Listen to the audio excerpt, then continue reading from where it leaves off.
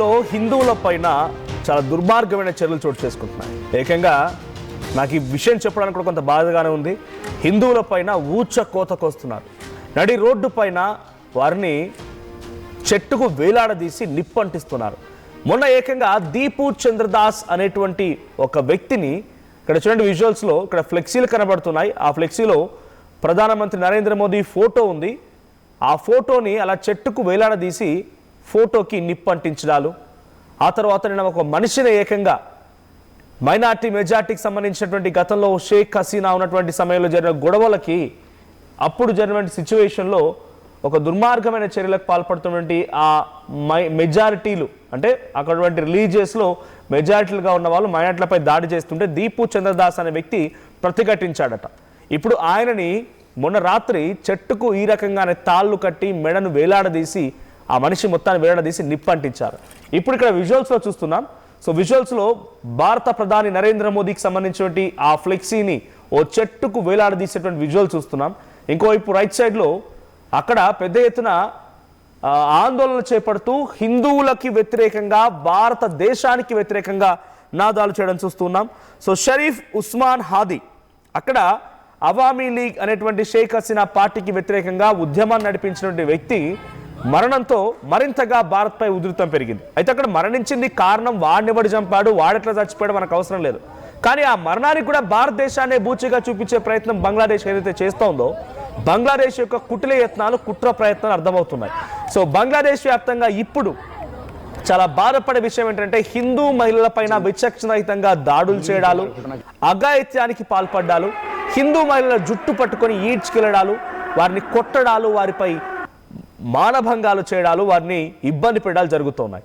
ఇక బుర్కా ధరించలేదంటూ కాళ్లతో తన్ని నిరసన వ్యక్తం చేస్తున్నారు. మరో ఘటనలో దీపు చంద్రదాస్ అనేటువంటి వ్యక్తిని కూడా హతమార్చడం చూసాం.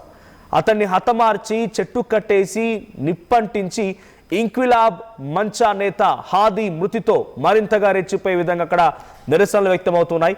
సో ఇంక్విలాబ్ మంచా నేత హాదీ మృతి, అక్కడ వాళ్ళు చెప్తున్న విషయం ఏంటంటే బంగ్లాదేశ్ సంబంధించినటువంటి అక్కడ నిరసనకారులు ఆయన నిరసన తెలుపుతూ ఉండగా ఎవరో ఒక నలుగురు వ్యక్తులు ఒక వాహనంలో వచ్చి ఆయనని గన్తో పేల్చి అక్కడి నుంచి వెళ్ళిపోయారంట. వారు భారతీయులే, ఇక్కడ చంపేసి భారతదేశానికి పారిపోయారు. భారతదేశానికి ఎంత స్థాయిలో అక్కడ బంగ్లాదేశ్లో వ్యతిరేకత రావడం గల ప్రధాన కారణం ఒకటి, యూనస్ ప్రభుత్వం వచ్చిన తర్వాత భారతదేశానికి బంగ్లాదేశ్ మొత్తానికి కూడా ఆ ఉన్నటువంటి కొంతమైన సత్సంబంధాలు మొత్తం తెగిపోయాయి. ఆ తర్వాత షేక్ హసీనా వచ్చి ఇక్కడ ఆశ్రయం పొందడం, ఇక్కడ శరణార్థిగా ఉండడం బంగ్లాదేశ్ ప్రభుత్వాన్ని, అక్కడటువంటి యూనస్ ప్రభుత్వాన్ని కొంత మనకు వ్యతిరేకంగా మార్చాయి. ఇక్కడ ప్రధానమైన కారణం ఇస్లామిక్ దేశంగా మార్చినటువంటి యూనస్ ప్రయత్నాన్ని ఎప్పటికప్పుడు ఎండగడుతూ ఉన్నారు. సో ఇస్లామిక్ దేశంగా మార్చాలంటే వేరే దేశాల నుంచి వారికి ఆర్థిక స్థితిగతులు రావాలనో, లేకపోతే వాళ్ళకు కొంత స్ట్రెంత్ రావాలి కదా. ఆ స్ట్రెంత్ ఎక్కడి నుంచి వస్తోంది? చైనా నుంచి వస్తోంది, అటు పాకిస్తాన్ నుంచి వస్తోంది. సో ఈ రెండు దేశాలు కూడా భారత్కి వ్యతిరేక దేశాలే. సో భారత్కి వ్యతిరేకంగా ఉన్నటువంటి ఈ రెండు దేశాల నుంచి సపోర్ట్ వస్తుంది కాబట్టి డెఫినెట్గా మనం కూడా భారత్కి వ్యతిరేకంగా మారాలనే ఒక ఆలోచన వాళ్ళ మెదడులో చాలా బలంగా పడిపోయింది. సో ఏమీ జరిగినా భారతదేశానికి లింక్ పెడుతున్నారు. షేక్ హసీనాని భారత్కి రమ్మని భారత ప్రభుత్వం కోరలేదు, భారతీయులకు అంతకంటే అవసరం కూడా లేదు. తనేదో ప్రాణాలు పోతాయి, తన ఇంటికి చుట్టుముట్టారు నిరసనకారులు, తన నివాసానికి చుట్టుముట్టారు, తన ఉండేటువంటి గదిలోకి వెళ్ళారు, తన అల్మారాని పాల్గొట్టారు, తను వేసుకునే బట్టలను కూడా బయటకు తీసుకొచ్చి నిప్పంటించారు. అటువంటి సిచ్యువేషన్లో తను పారిపోయి మన దగ్గరికి వచ్చి శరణార్థిగా ఉండి నమస్కరించి మమ్మల్ని కాపాడండి అయ్యా అన్నప్పుడు, సరే ఒక ఆడామే తర్వాత ఓ దేశానికి సంబంధించి ప్రధానిగా ఉంది, కొన్నేళ్ల పాటుగా అక్కడ ప్రధానిగా పనిచేసింది, మనతో సత్సంబంధాలు కొనసాగించింది కదా అని చెప్పి ఒక శరణార్థిగా ఉండడానికి అవకాశం కల్పించింది భారత్. ఇక ఆ తర్వాత నుంచి ఈ ఉద్యమాలని మరింతగా రెచ్చగొడుతూ బంగ్లాదేశ్ యూనస్ ప్రభుత్వం ఇస్లామిక్ దేశంగా మార్చాలి, పాకిస్తాన్ చైనాతో జతకట్టాడు కాబట్టి భారత్కు వ్యతిరేకంగా ఉండాలి, షేక్ హసీనా లాంటి వ్యక్తుల్ని భారత్ ఆశ్రయం కల్పించింది కాబట్టి భారత్కు వ్యతిరేకంగా ఉండాలి, ఇలా ప్రతి అంశంలో కూడా భారత్కి వ్యతిరేకంగా ఉండే ఆలోచనతో వెళ్తూ ఉన్నారు.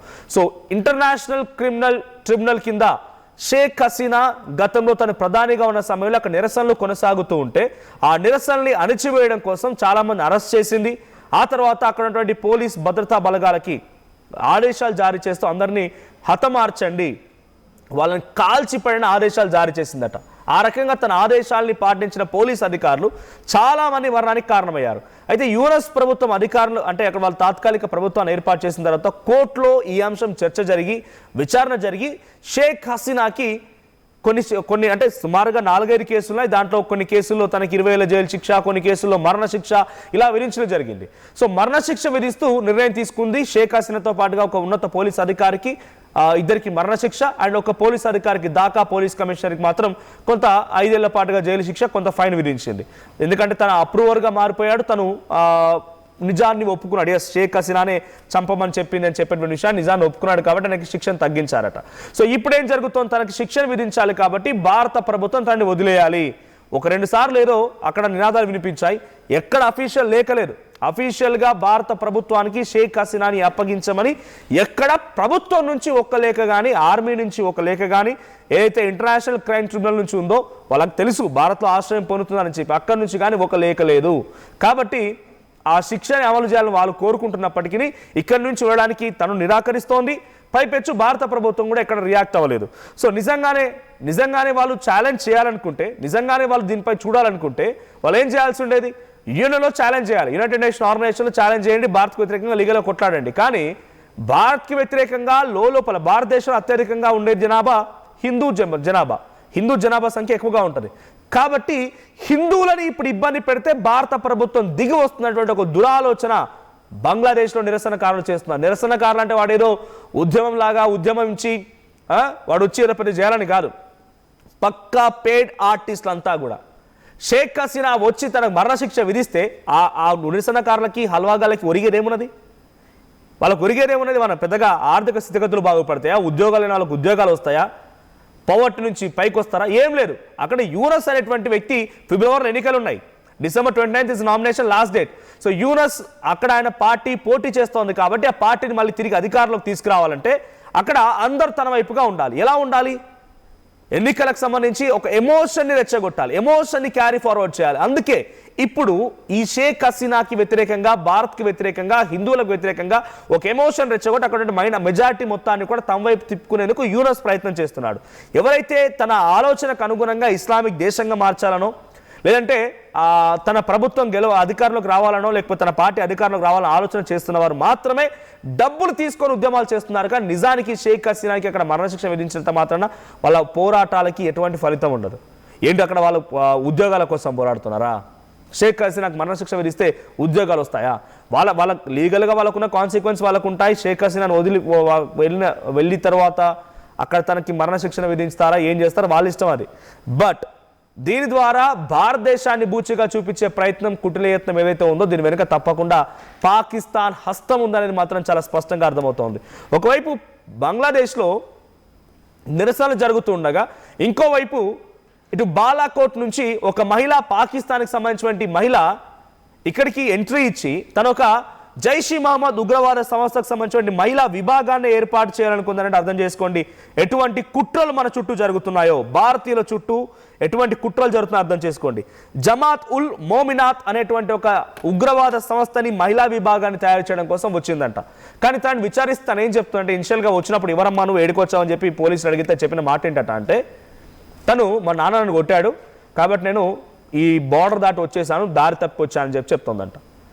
మాట చెప్తే కనీసం అది అబద్ధమైన అతికినట్టుగా ఉండాలి. కానీ దాన్ని ఎంత బూచిగా హాస్యాస్పదంగా చెప్పిందంటే, మా నాన్న కొడితే దారి తప్పి వచ్చానని చెప్తుందంట. సో చాలా పెద్ద ఎత్తున ఒక బిగ్గెస్ట్ హ్యాపెనింగ్స్ జరుగుతున్నాయి మన చుట్టూ మొత్తం కూడా. బంగ్లాదేశ్లో మరోసారి హిందువులని ఊచకోతకొస్తున్నారు, హిందూ మహిళలపై అఘాయిత్యానికి పాల్పడుతున్నారు, హిందూ మహిళల్ని బుర్కా ధరించాలని చెప్పి ఫోర్స్ చేస్తున్నారు, ధరించకపోతే కొడుతున్నారు, దాడులు చేస్తున్నారు, తంతున్నారు, చాలా తీవ్రంగా వారిని గాయపరుస్తున్నారు. ఒకసారి ఈ అంశం పైన AP deputy CM Pawan Kalyan కూడా ట్వీట్ చేశారు. ఒకసారి ఆయన ట్వీట్ చూద్దాం. So AP deputy CM Pawan Kalyan చేసిన ట్వీట్ చూస్తున్నాం మనం ఆర్టీవీ స్క్రీన్ పైన. A prayer for the soul of Deepu Chandradas. ఎవరైతే హిందూ యువకుడు అక్కడ ఇప్పుడు దారుణంగా వాళ్ళ చేత దాడి చేయబడి గాయాల పాలైపోయి ఆయన చెట్టు కట్టేసి నిప్పంటించారు. ఆ యువకుడికి సంబంధించిన పేరే దీపు చంద్రదాస్. సో పవన్ కళ్యాణ్ అదే పేరు మెన్షన్ చేశారు ఇక్కడ. History remembers sacrifice, but today the soil that was once liberated with Indian blood is being stained with the blood of innocent minorities. Yes, ఈరోజు బంగ్లాదేశ్ కూడా ఒక ప్రత్యేక దేశంగా ఏర్పడిందంటే దానికి మనం పెట్టిన భిక్షే. పాకిస్తాన్ నుంచి బంగ్లాదేశ్ వేర్పైపోయి వాళ్ళ చేతుల నుంచి స్వచ్ఛందంగా ఒక స్వతంత్ర దేశంగా బంగ్లాదేశ్ ఈరోజు ఏర్పడిందంటే డెఫినెట్గా భారతీయ సపోర్ట్, భారతదేశం యొక్క ఇన్వాల్వ్మెంట్తోనే. So 1971 our Indian armed forces stood for the oppressed. Our brave soldiers didn't just fight a war. They fought for the identity and dignity of millions of people of what is now called Bangladesh. Nearly 3,900 Indian soldiers sacrificed their lives and over 10,000 were injured to ensure the birth of Bangladesh. We gave our lives so that others could live in peace. So మన ప్రాణాన్ని మనం త్యాగం చేశాం ఇతరుల యొక్క శాంతి కోసం, ఇతరుల యొక్క స్వేచ్ఛ వాయువుల కోసం, వారికి స్వతంత్రం కోసం. మన భారతీయ ఆర్మీ 3,900 మంది మరణిస్తే 10,000 మందికి పైగా గాయాలైతే వారందరి యొక్క త్యాగం ఈరోజు బంగ్లాదేశ్ ఏర్పడింది. సో నెక్స్ట్ ప్లే చేయండి. But today peace is just a word, persecution is the reality. According to the Bangladesh Hindu Buddhist Christian Unity Council, 2,442 incidents, 2,442 incidents of violence against minorities were documented between August 2024 to 2025 July. So 2,442 సంఘటనలు జరిగాయట హిందువులకి, బుద్ధిస్టులకి, క్రిస్టియానిటీలకి వ్యతిరేకంగా, మైనార్టీలకి వ్యతిరేకంగా. అక్కడ మైనార్టీల హిందువులంతా వాళ్ళకి వ్యతిరేకంగా అన్ని సంఘటనలు చోటు చేసుకున్నాయి కేవలం ఒక ఏడాది కాలంలోనే. Over 150 temples have been vandalized and desecrated. 150 ఆలయాలు కూల్చివేయబడ్డాయి. These are not just acts of unrest of random chaos. It's a deliberate targeted strike. ఇదేదో ఉద్యమకారులు చేసినటువంటి ఒక చిన్న సంఘటన లేకపోతే వాళ్ళ ఆవేశం, ఆగ్రహం కాదు. ఇది చాలా పక్కాగా ప్లాన్డ్ గా చేసినటువంటి టార్గెటెడ్ స్ట్రైక్స్ గానే ఉన్నాయి. The pattern of targeting is clear and cruel. Last year we saw the unjust jailing of ISKCON monk Chinmoy Krishnadas and brutal lynching of the Communist Party leader Pradeep Bomik, and now the horrific murder of Deepu Chandradas in Mymensingh. This young man was not just killed, he was subjected to a level of savagery that shames the 21st century. Reports confirm he was lynched in public by fringed mob. His body was then hanged and from a tree. And Deepu చంద్రదాస్ని ఎంత దుర్మార్గంగా, కఠినాత్మకంగా వ్యవహరించి అక్కడ నిరసనకారుల మాటున్నటువంటి కొంతమంది religious conflicts create చేసినటువంటి దుర్మార్గులు, నీచ్ come in, కుత్తేగాళ్ళు, హల్వాగాళ్ళు హతమార్చారు దాంట్లో రాసుకొచ్చారు పవన్ కళ్యాణ్. ఇక the demographic reality of the religion is chilling testament to this ongoing tragedy. In 1951 Hindus made up 22% of the population. 22% population ఉండేదంట బంగ్లాదేశ్లో కూడా. Today that the number has plummeted to below 8%. కేవలం 8% పడిపోయింది బంగ్లాదేశ్లో. I call upon the leadership of Bangladesh to move beyond where mere words of condemnation and restore stability. So ఇంకా కూడా అక్కడ ప్రభుత్వాలు మేము దీన్ని తీవ్రంగా ఖండిస్తున్నాం, తిరిగి సామాన్య పరిస్థితిని తీసుకొస్తాం, అక్కడ శాంతి నెలకొల్పుతామనే మాటల్ని బంద్ చేయండి. ఇక దీనికి ఇంకా ఎక్కువగా వెళ్ళాల్సిన అవసరం ఉంది. అంటే ఈ మాటల్ని దాటి వెళ్ళాల్సిన అవసరం ఉంది.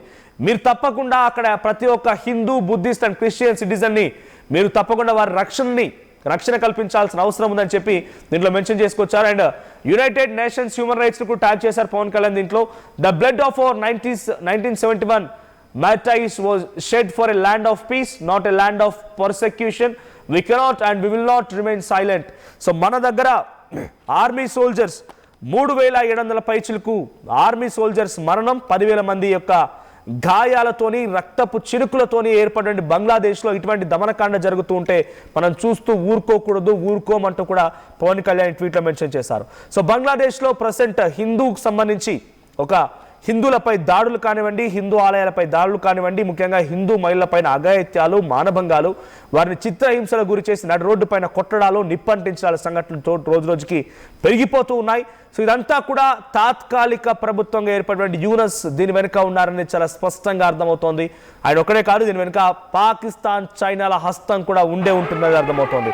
ఏకంగా భారత ప్రధాని నరేంద్ర మోదీ ఫ్లెక్సీని కూడా చెట్టుకు వేలాడదీసి నిప్పంటిస్తున్నారంటే భారత్కి వ్యతిరేకంగా ఎంత పెద్ద ఎత్తున ప్రేరేపించినటువంటి ఒక కృత్రిమ ఉద్యమాలు జరుగుతున్నాయి అర్థమవుతోంది.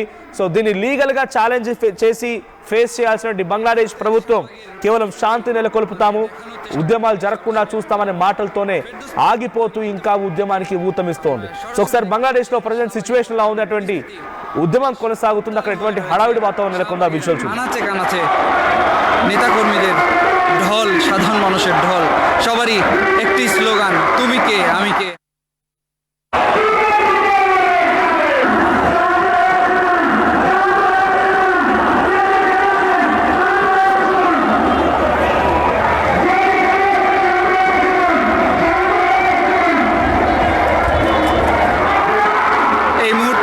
শাহবাগের পরিস্থিতি আপনাদেরকে দেখানোর চেষ্টা করছি সরাসরি। আমি মোহাম্মদ ফেরদৌস প্রামাণিক, দৈনিক ইত্তেফাক থেকে আপনারা সরাসরি দেখতে পাচ্ছেন শাহবাগের বর্তমান পরিস্থিতি বেশ উত্তাল হয়ে রয়েছে শাহবাগের।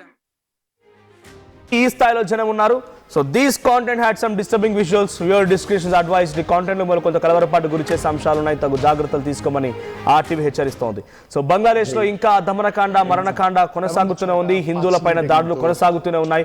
మరి దీన్ని చెక్ పెట్టే విధంగా అటు ఇతర ఇంటర్నేషనల్ ఉన్నటువంటి హ్యూమన్ రైట్స్ కమిషన్లు కానివ్వండి, లేకుంటే ఇతరత్ర అగ్రరాజ్యాలుగా చెప్పుకునేటువంటి అమెరికా లాంటి దేశాలు కానివ్వండి, అమెరికా అధ్యక్షుడు ట్రంప్ లాంటి వాళ్ళు కానివ్వండి, యునైటెడ్ నేషన్స్ ఎలా రియాక్ట్ అవుతుంది, మన భారత ప్రభుత్వం ఎలా రియాక్ట్ అవుతుందో చూడాలి. হবে কিনা বা সেখানে জানাজা করা হবে কিনা সেটা কিন্তু এখন পর্যন্ত নিশ্চিত হওয়া যায়নি। প্রথম জানাজাটি సింగపూరే হওয়ার কথা ছিল.